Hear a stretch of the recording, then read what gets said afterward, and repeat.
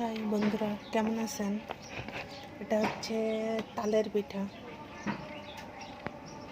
এখন আমি তেল গরম হয়ে গেছে, এটা তেলের ভিতরে ছাড়ছি।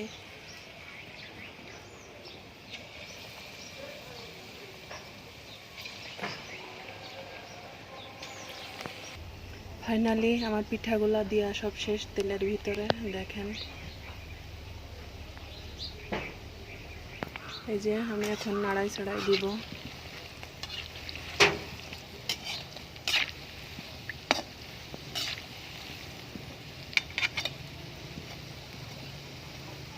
দেখেন আস্তে আস্তে কালারটাও চেঞ্জ হয়ে যাচ্ছে অনেক।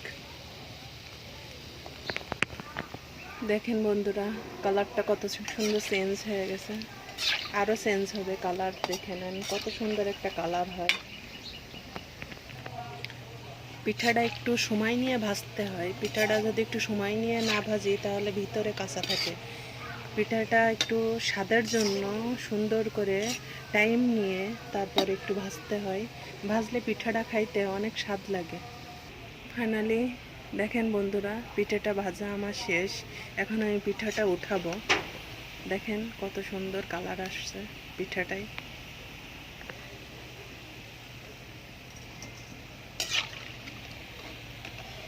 এইভাবে আমি সবগুলা পিঠা উঠাই নিব। বন্ধুরা দেখেন ফাইনাল লুক। এই যে আমার পিঠাটা রেডি। দেখেন কালারটা কত সুন্দর আসছে, দেখছেন?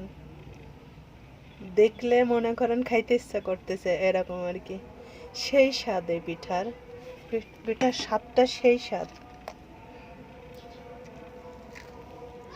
দেখেন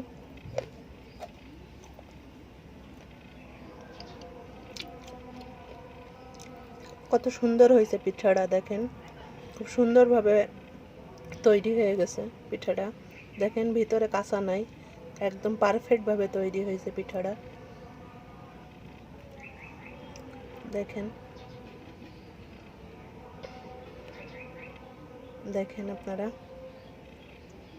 কত সুন্দর একটা কালার আসছে। ওকে, আপনাদের সাথে শেয়ার করলাম। আপনারা বানাই খায়েন। সবাই ভালো থাকেন। আল্লাহ হাফেজ।